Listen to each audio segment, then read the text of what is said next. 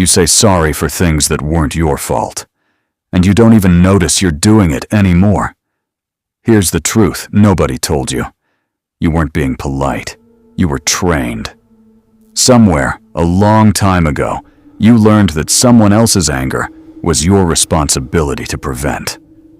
So you got ahead of it. You apologized before the storm even hit. That's not manners.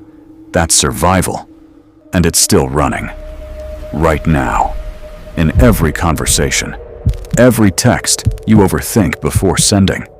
Every sorry that falls out of your mouth for something you didn't even do. You think you're being considerate. You're not. You're managing a threat that stopped being real years ago. Let's go deeper into where this actually started. Psychologists call this anticipatory appeasement, a survival strategy children develop when they grow up around unpredictable emotional reactions. If a parent or caregiver's mood could shift without warning, a child's nervous system learns something crucial. The fastest way to stay safe is to take responsibility before blame is even assigned. It's not weakness, it's strategy. A remarkably intelligent one, built by a brain that had almost no power in its environment, trying to create some sense of control. So the child apologizes for spilling something, for making noise, for having needs, for existing too loudly in a space where calm was fragile. And it works, in a way. The apology often does soften things. It becomes reinforced, learned, automatic. But here's what nobody explains to that child as they grow up. The strategy that protected you then becomes the cage that limits you now. Because that child grows into an adult who apologizes reflexively in rooms with no danger in them at all. Who says sorry to a friend for asking a simple question. Who apologizes to a stranger for their own existence taking up space on a sidewalk. You're not managing real anger anymore. You're managing a memory of anger. A ghost. This is the part that's going to mess with your head. The people you're still apologizing to in the deepest wiring of your mind. Some of them aren't even in your life anymore. Some of them never even reacted the way you feared.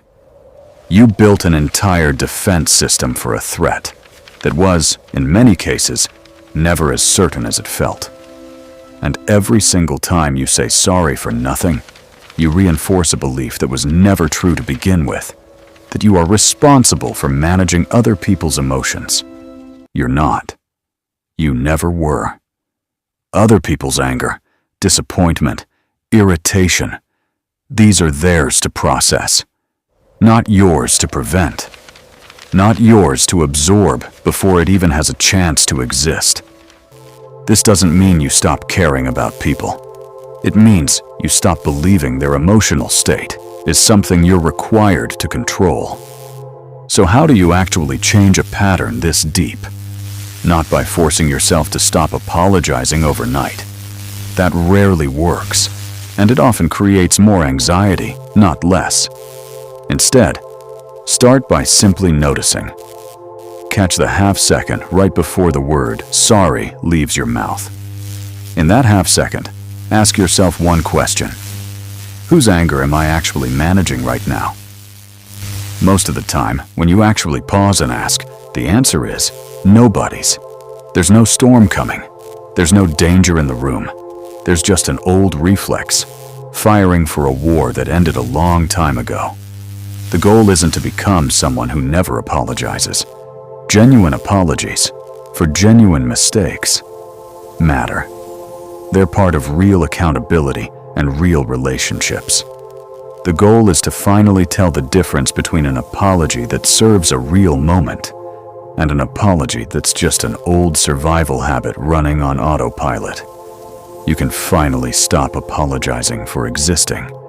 You were never the problem you were trained to believe you were. Subscribe. We're just getting started.